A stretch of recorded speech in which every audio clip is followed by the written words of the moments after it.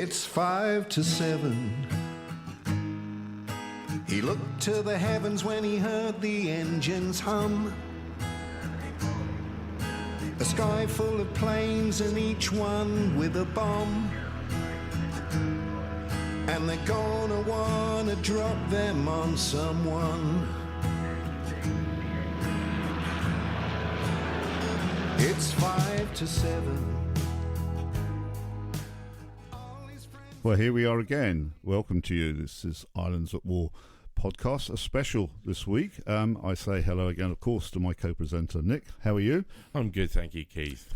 So the aim in this special is to, and it's probably almost certainly going to be a two-part special, is to look at the defences of Guernsey during the occupation, because Nick and I have sort of delved into this, as you can imagine. And what we want to look at is the fact that Guernsey, the bailiwick of Guernsey and also Jersey, Hitler took a personal interest in the islands after he obtained them following the invasion of an occupation of June 1940. And we look at the rationale why he started to order that the defences here be upgraded ahead of the Atlantic Wall. So this is what we're focusing on because it's a really quite fascinating story. So, Nick, Atlantic Wall, I think there was a directive. We'll just move a little ahead just to give it a bit of perspective. Atlantic Wall directive was much later in 41, wasn't it? Yeah, it was October 41 that initially came about. And then in terms of range of the Atlantic Wall, where was the sort of northernmost part? You were up in Scandinavia, yeah, and it went all the way down to the border with Spain. Yeah, I mean, of course, when we're recording this is only days after the commemorations, I should say, of the 80th anniversary of D-Day. So the defences on the Atlantic coast are very important at mine. But we focus here, as I emphasise, on defences pre-Atlantic Wall. Now, the Channel Islands, Nick, as we will know, they were heavily fortified initially in the latter part of the 18th century. But this was against expected French attack. Yeah, absolutely. The even when you read the cabinet papers from the 40s, it still talks about the fact that the islands had been initially fortified because the biggest threat was the French.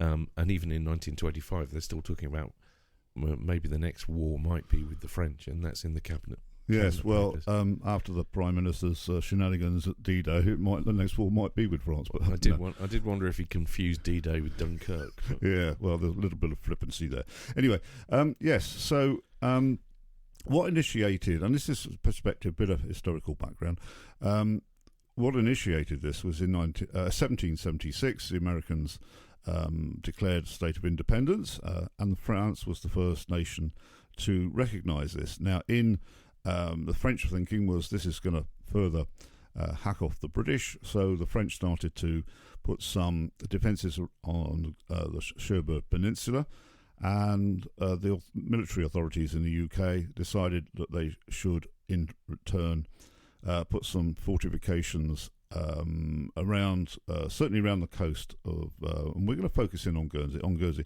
So around 1778, Nick, 1779, the Loop Towers made an appearance around our coast. They did indeed, yeah, and often incorrectly called Martello Towers, one of my pet hates. We do have some Martello Towers, but the ones that people frequently call Martello Towers are in fact loophole towers.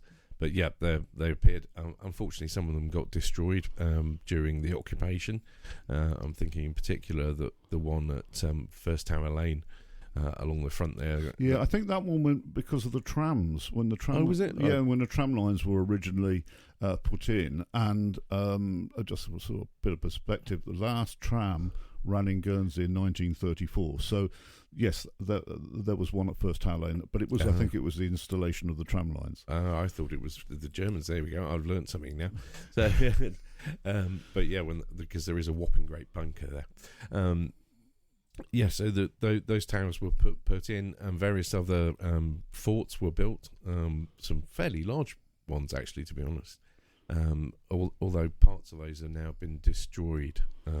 Things like the barracks and things like that seem to have been certainly Vale Castle, Fort Le Marchant, and Fort Homay. The barracks were used by the Germans during the occupation, but they were in such a poor state by the 1950s that they were knocked down.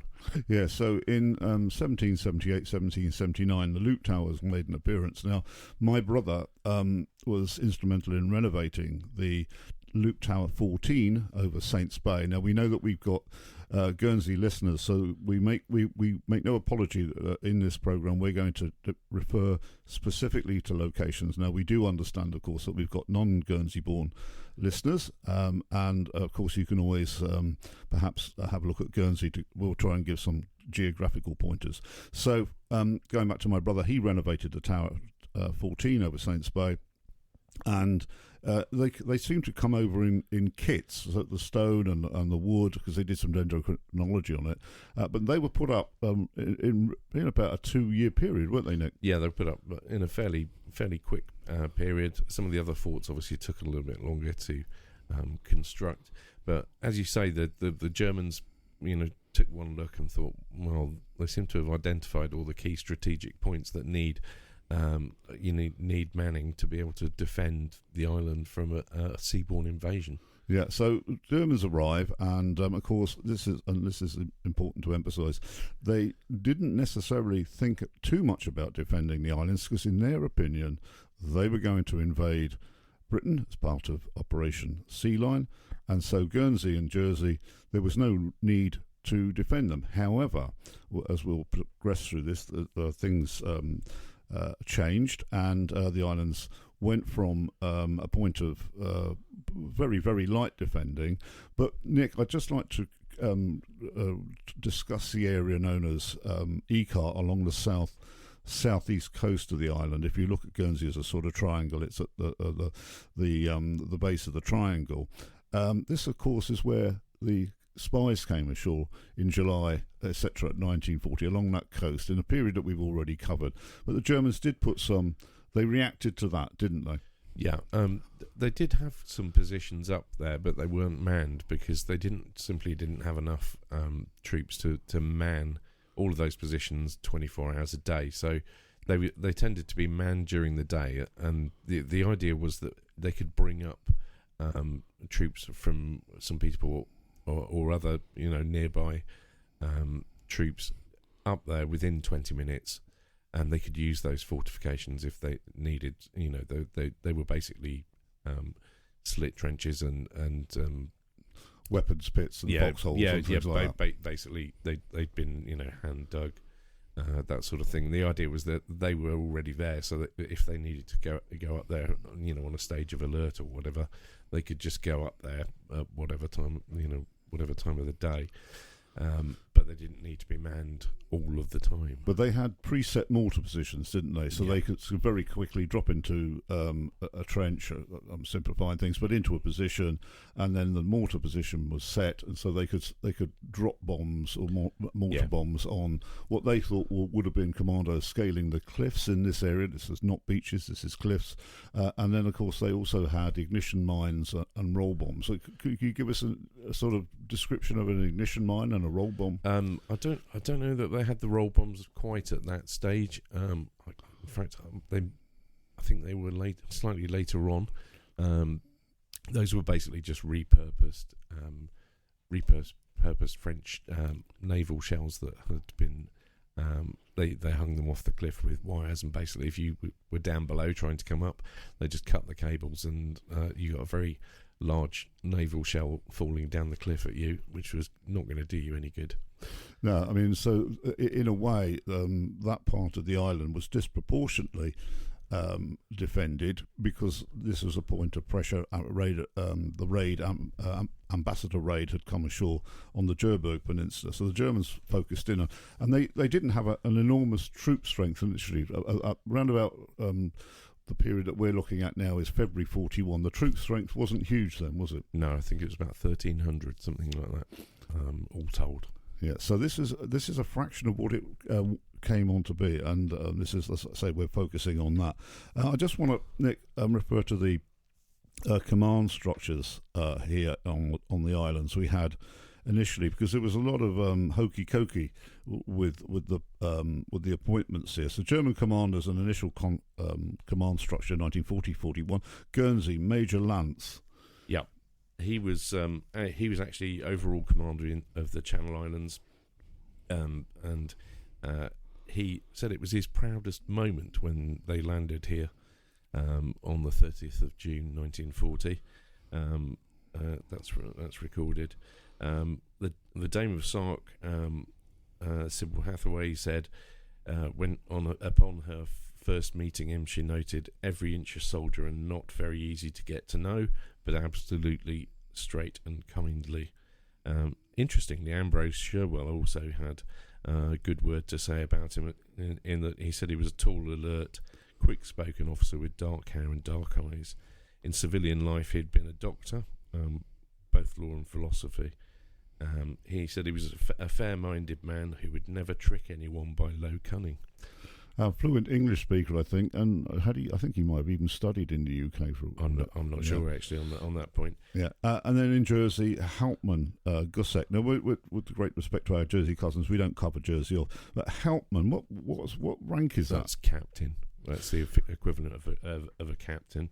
So these are relatively junior ranks in quite senior positions. But if you looked at the low troop strength, that would probably that would explain it. They were from the same unit basically. He was appointed by Lands. Quite an interesting thing about him was it wasn't his first time in Jersey. He'd been a POW in the First World War. Ah, okay. Yes. He was a POW from 1916 in Jersey. So he'd been interned on Jersey. Yeah. Oh right, I've learned something. They had a prisoner of war camp in near St. Juan's Bay throughout the First World War. Had about 1,500 at its peak, I think. Yeah.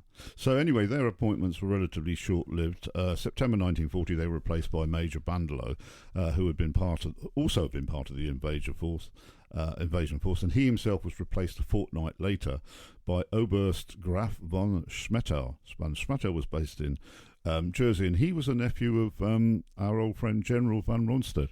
He was indeed, von Rundstedt's nephew.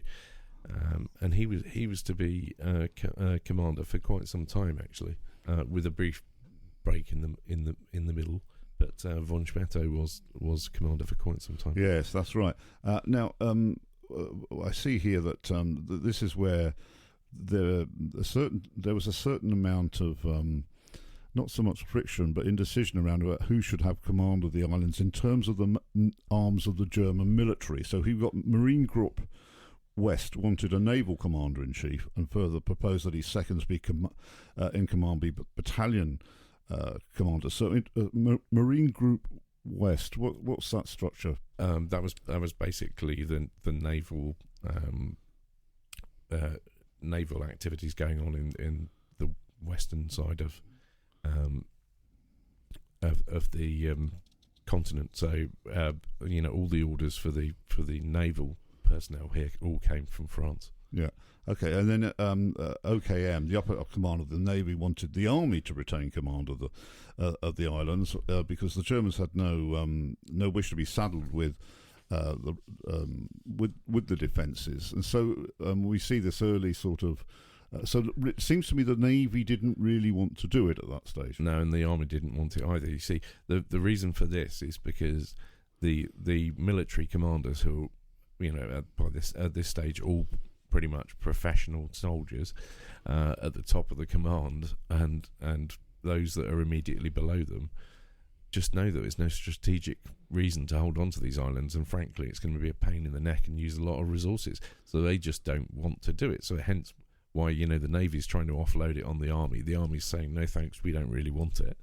And it also goes back to the fact that Hitler liked to keep a sort of rivalry going on between his commanders, divide and rule, and just to make sure that frankly that nobody was going to try and kill him.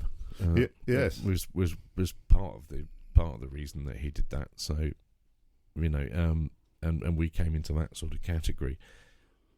But as you mentioned earlier, operation that they reinforced the islands and initially they thought they were going to be here just for a matter of weeks before they went and invaded the UK with Operation Sea Lion. Yeah, we shouldn't see the Channel Islands as being the prize here. The prize was the UK, and so this was a stepping stone, and it was something that was pretty inconsequential in the eyes of the people that were here. But I think Hitler, as we will come on to see, thought was thinking along completely entirely different lines. Well, it was a massive propaganda coup for him, so he liked that.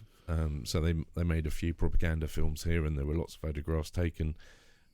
You see them every time that the occupation's mentioned in the national media. You get the photo of the Bobby with the German soldier and things like that. But so there was a massive propaganda coup. He also thought he was just going to use it as a stepping stone for Sea Lion.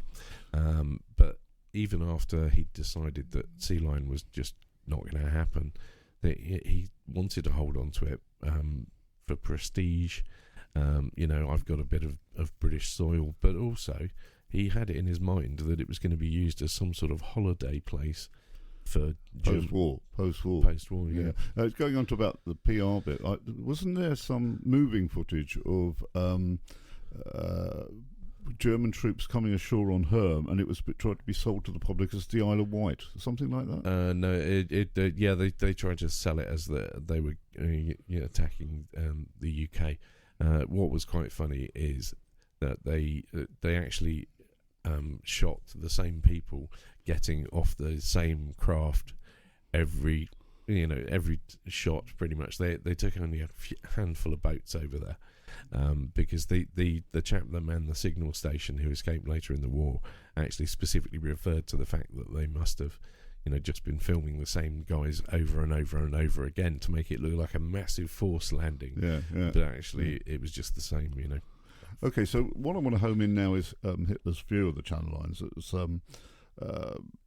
Hitler saw this as being saw the capture and the retention of the Channel Islands a success, really out of all proportions of its actual significance. And so the islands, by early 41, February 41, the islands no longer had any propaganda value, and they became territory themselves that needed to be defended. Now I want to sort of just look at Operation Sea Lion at this stage. Hitler himself, the way I'm looking at this, Nick, I've interpreted this, is that Hitler knew he was going to attack the Soviet Union in the summer of 1941, and which he did, and this was Operation Barbarossa, of course. But of course, at the time, Operation Sea Lion, the proposed invasion of the United Kingdom of England, was still, in British eyes, still hadn't yet been abandoned by Hitler, but he knew he was going to abandon it. But he thought that in retaliation for the invasion of Russia, the English, or the British, because there was no allies at this stage, the British would try and recapture the Channel Islands. So what he decided to do is increase the defences and the troop complement, because that would both defend the islands, or help defend the islands if the British were to try and recapture them, but also would hoodwink the Germans into thinking that an increased troop strength and increased defences would mean that operation was still in play. So would you go along with that interpretation? Yeah, I'd say. I mean, Britain had their empire as well, so they could call on young men to join up from those places and use resources from those places as well. But yeah, generally speaking, I'd agree with that. They've increased in troops here. There were reconnaissance flights that were looking at what was going on. That's gonna indicate that something's going on. They're either getting ready to be attacked, or Sea Lion's still a possibility. They probably initially would think that the latter, that Sea Lion potentially was still going to go ahead. Yeah. So one of the things in my sort of role working for museum services is people often ask me about Hitler's view of the Channel Islands and whether they seem to be an insignificant piece of geography, but in terms of what was in Hitler's mind, they were huge, and he focused in on them. And one of the things I think that he decreed is there was a proposed invasion of Gibraltar called Operation Felix, which was to go ahead in April 41, but he abandoned this. The backstory really is he couldn't agree it with Franco, but this freed up weaponry that could be diverted to the islands. Franco was having none of it because he would have had to allow German forces to go all the way across Spain. I think, frankly, he didn't trust him.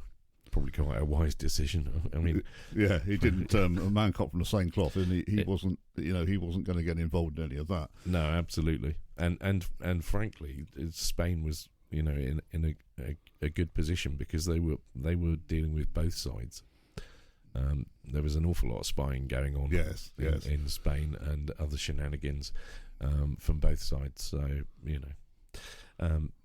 Spain's in the role. We'll digress, but Spain's role in the war is very interesting, and also the implementation of Spanish troops fighting for the Allies. But that's a rabbit hole that we won't go down. Not today. But I think there's some work coming out shortly. Sean.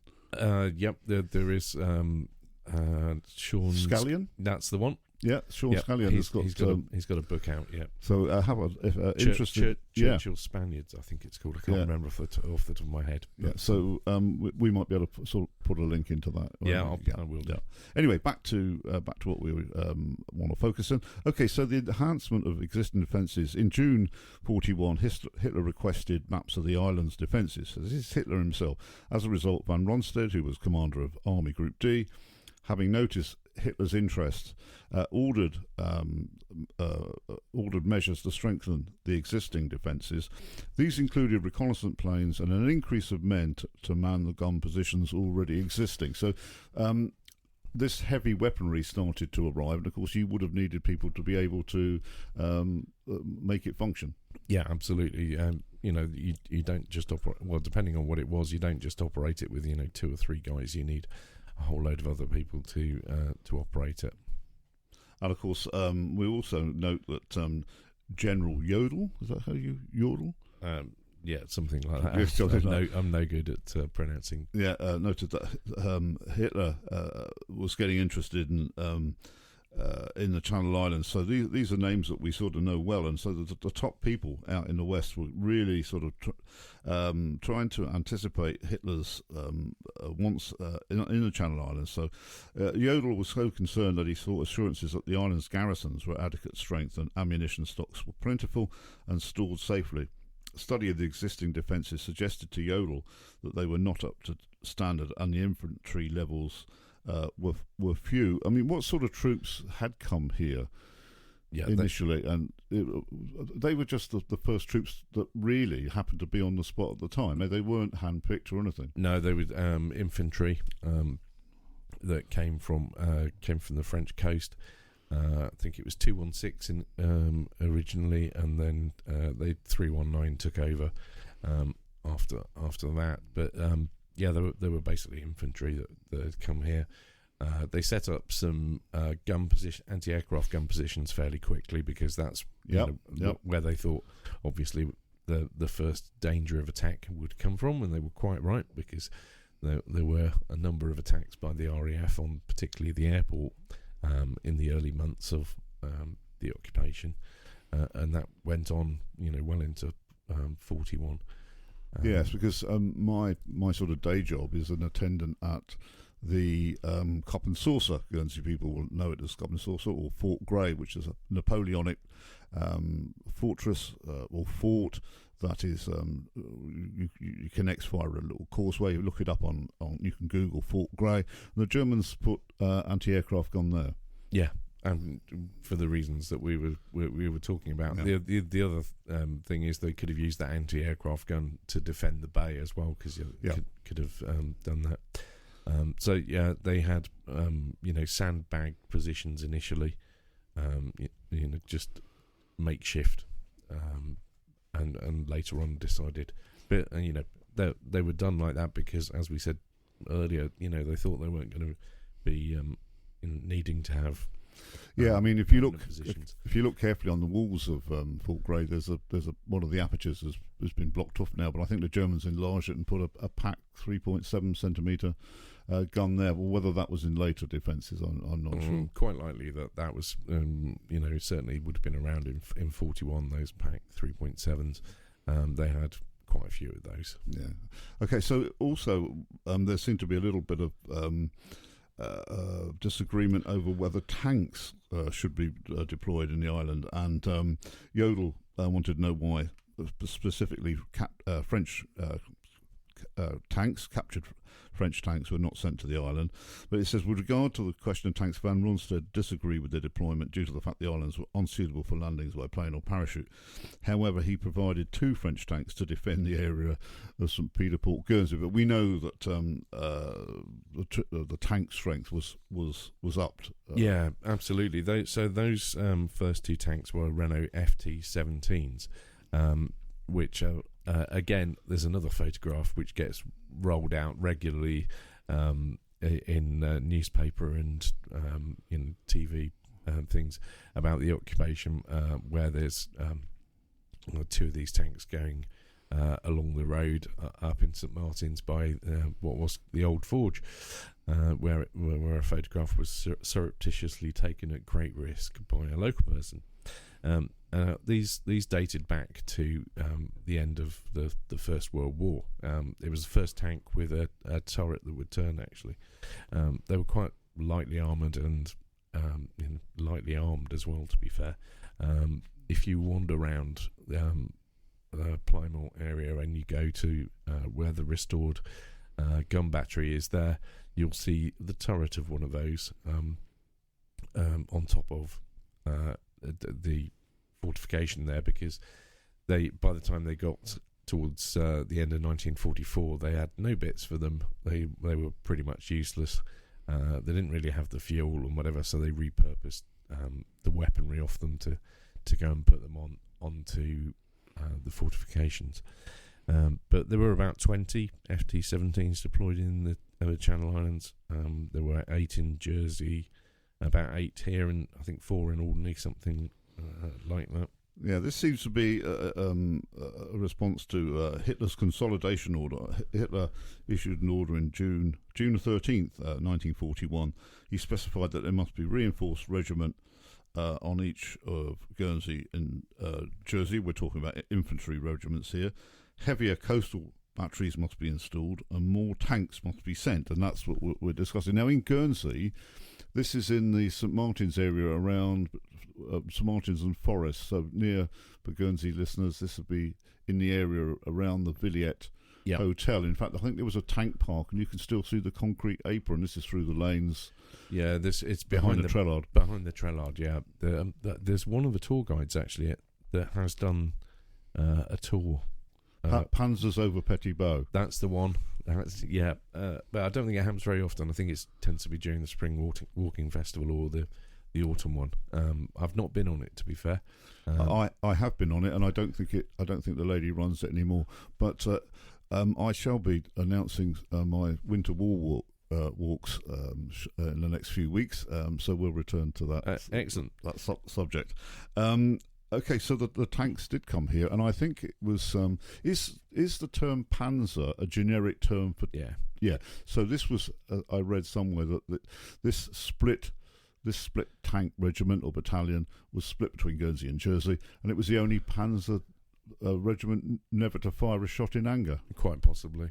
I can't imagine they ever fired a shot in anger, because they weren't here when the commando raids took place. That's right. There were none of them in Sark when the commando raids took place there. And yeah, I can't imagine they would have done. I mean, there were other tanks that arrived in 42.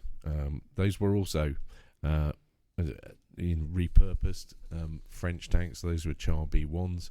There's actually one of those in the museum at Bovington, in the Tank Museum, which actually came from the Channel Islands. It ended up at the end of the war. They gave them these tanks were all given back to the French, although it appears that this one somehow found its way back to the UK rather than joining the other Charby 1 tanks that were given back to France. So yes, I can't imagine why the French would have wanted us this, but it had to go somewhere, I guess. Okay, so we're moving on here through Hitler's increased defences of the Channel Islands in this Islands at War special with myself, Keith Mengele, and Nick LaHure. Machine Gun Battalion 16 was to be permanently stationed in the islands. Would this battalion stay here throughout the war? They ended up on the Eastern Front. They did, and I think they came to a bit of a grisly end.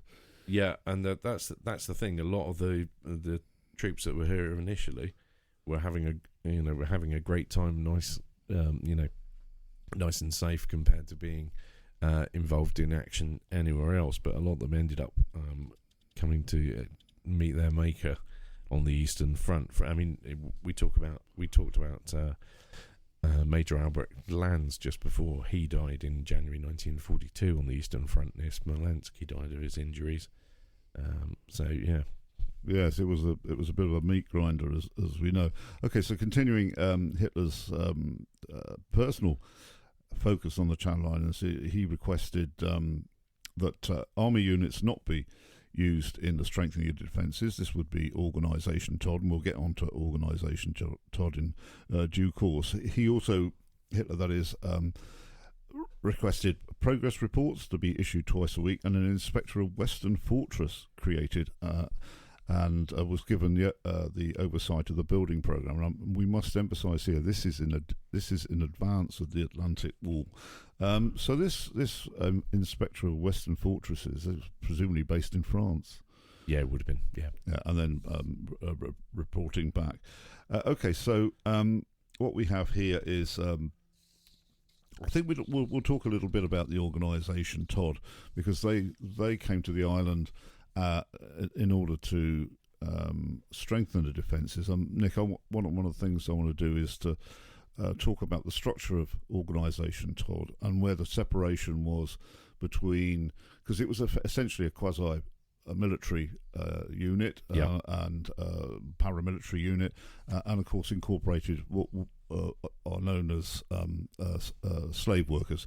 Okay, so the Organisation Todd was founded by Dr. Fritz Todd.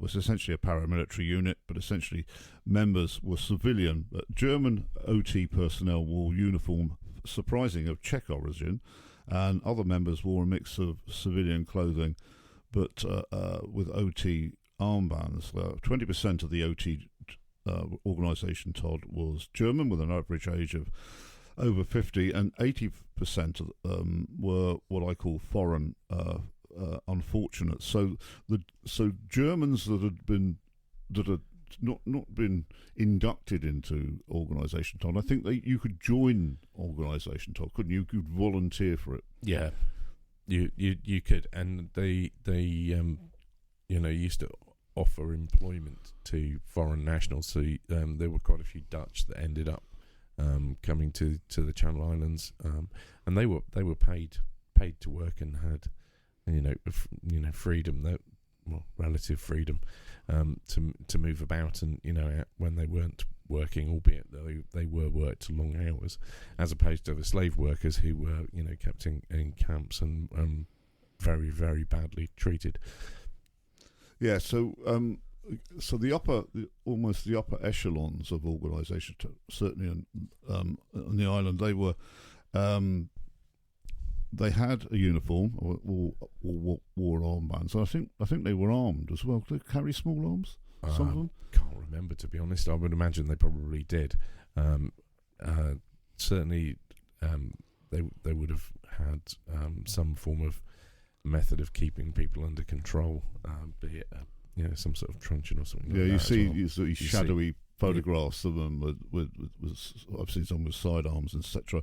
And the rest of them really were the slave workers that there were many Russians, because as I understand it, there was no Geneva Convention between USSR and Germany, and they were treated very, very badly, and a lot of Spaniards as well. The Spaniards had sort of come out of they were Republicans that had obviously lost the Spanish Civil War. Yeah, absolutely, and they'd found their way to the south of France, where they'd been interned by the French, and the Vichy government basically handed them over to the Germans. Yeah, I mean, and amongst this, of course, there were many also, as you mentioned, Dutch and I think French political prisoners, I think, which were just given to the Germans as slave workers. I mean, their conditions they lived in, they lived apart from organisation, Todd, I think, didn't they? Yeah, they did. Yeah, and I remember my grandmother got in, always family story, where she got into quite a bit of trouble throwing food to the slave workers, but also organisation Todd carrying what they essentially did was carried out quarrying, most tunnel work, laying railways and roads, organising sea transfer in concert with the German Navy, dock work, controlling non-military labour, building some of the fortress type constructions, and in line with their paramilitary status, they had access to otherwise military areas. This would be areas of construction and such. Yeah, absolutely. And there are quite a few photographs of construction going on that you can find, particularly around the Atlantic Wall, but also around some of these temporary defences that were being built. Okay, so what I looked into is what the organisation Todd did, but also what they didn't do. So individual army units were responsible for the construction of their own weapons pits, foxholes and trenches, as we discussed. Divisional engineering units were responsible for the creation and maintenance of minefields and the location and use of flamethrowers.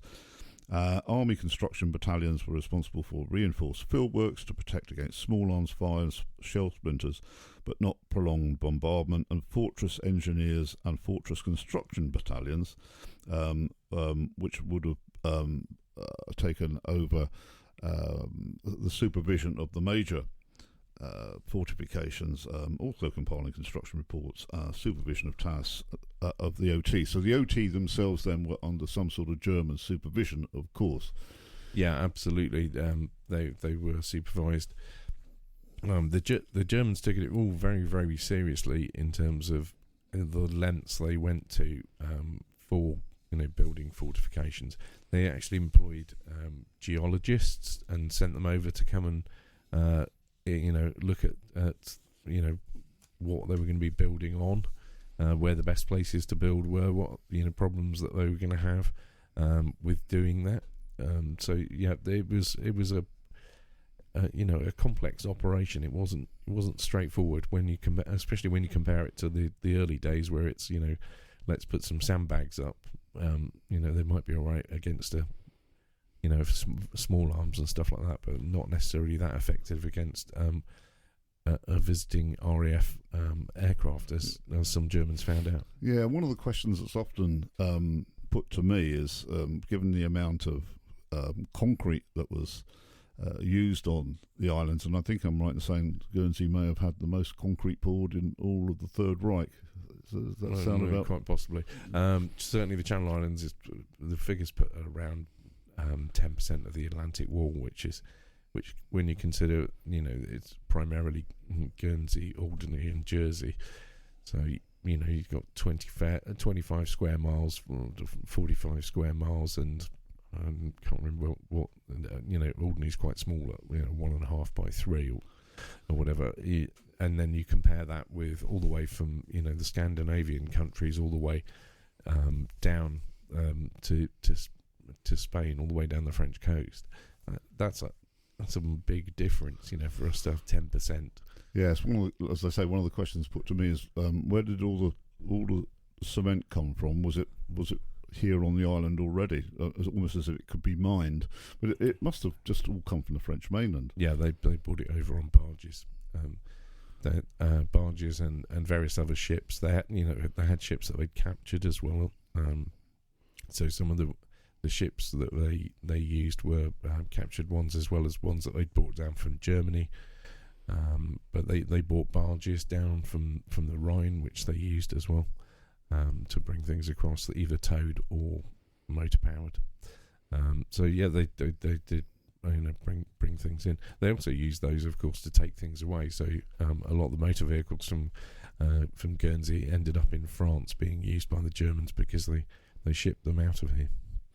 Yeah. So again, we look at Hitler again returning to the subject of possible British intervention in the Channel Islands. So on the 19th of July, Hitler said, "In the west and north, all three elements of the Wehrmacht must be prepared to withstand possible attacks against the Channel Islands."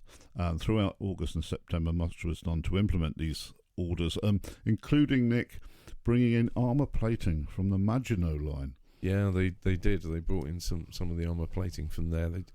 As I say, they liked recycling stuff. There were a lot of the guns that were used around the island. There were a lot of those which were either Mirus was Russian gun barrels. Lots of French and Czech weapons were found their way to Guernsey.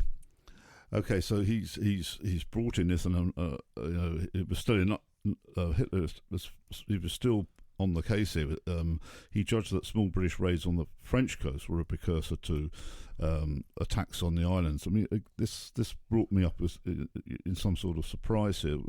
When Hitler was talking about small British raids on the French coast as a precursor to attack on the islands at that time, were British raids taking place? They were. Small-scale raiding force were attacking the French coast. So you were talking Gus March Phillips, who actually was killed during one of those raids, but he'd already been involved in some raids on the Channel Islands. So they'd had the Casquettes raid where they'd taken them off the lighthouse and things like that. But also part of the small scale raiding force was Jeff Appleyard, who took part in the later raid on Sark. So yeah, they were raiding the French coast. Well, that did surprise me, because I sort of thought that that early, that early period in 1941, British raids had sort of ceased, because with the failure, or Churchill's perceived notion that the raids here had been a failure, it surprised me to find out that they were taking place during that time on the French coast. As I say, so early in the war. Yeah, the idea was that it was to prove that we could still do it, partly, but also it was to try and capture Germans to gather intelligence. So the idea was, grab a couple of Germans and take them back.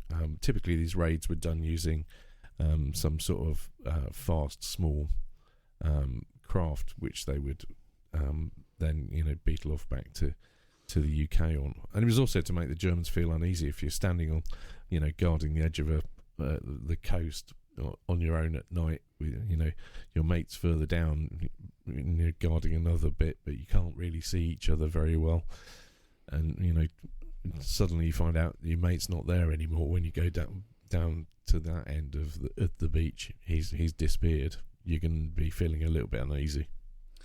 Okay, so you're listening to Islands at War special on the fortifications of the Channel Islands and Hitler's personal intervention to beef them up, and this is in advance of the Atlantic Wall. So we're bringing this special to a close now, and we will be recording a part 2, and you'll hear that in due course. So Nick, we'll look at the run out of the defence build up in the run up to the Atlantic Wall in the next episode. So thanks for joining me, and the second episode will go out in a fortnight's time. Yep, absolutely. Thanks very much, Keith. Thanks very much, and we'll have a little bit of Jim to play us out. He looked to the heavens when he heard the engines hum. A sky full of planes, and each one with a bomb. And they're gonna wanna drop them on someone. It's 5 to 7.